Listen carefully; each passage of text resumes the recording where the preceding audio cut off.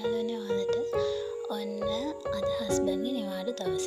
ඉතින් මේ නිවාඩු දවසේ අපි දෙන්න පොඩ්ඩක් එළියට යන්නයි හදන්නේ. ඒ හස්බන්ඩ් බීලා නැති බීම් එකක් බොන්න. ඉතින් ඒ යන අතරමඟදී හස්බන්ඩ් තව එළිය චුටි වැඩ වගේක් කරගන්න තිබ්බ නිසා අපි මුලින්ම ගියේ ඒ වැඩ ටික කරගන්න. ඉතින් යාළුවනේ ඔයාලට මම කියන්න ඕනේ මේ මගේ පළවෙනි වීඩියෝ එක පොඩි අඩුපාඩු ඇති ලොකු අඩුපාඩුත් ඇති ගණන් ගන්න එපා අපි ඉස්සරහට ඒවා හදාගෙන යමු.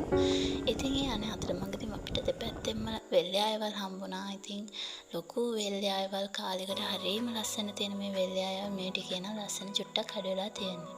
අන්න ඉතින් ඒ යන අතරමඟදී අපි දෙන නවත්තලා කිරි එකක් එහෙම බීලා හස්බන්ඩ්ගේ අර වැඩ ටිකත් ඉවර කරගෙන මේ අපව වෙන ගමන්.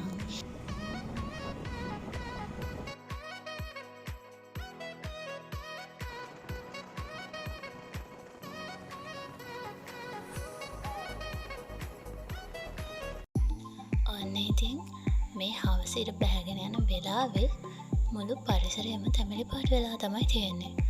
ඉතින් මෙහෙම ඉඳගෙන යනකොට මට හිතෙච්ච දෙයක් තමයි අපි අපේ සතුට ගැන හිතනවා වගේම අපි ආදරය කරන එකේ සතුට ගැනත් අපි ගොඩක් හිතන්න ඕනේ.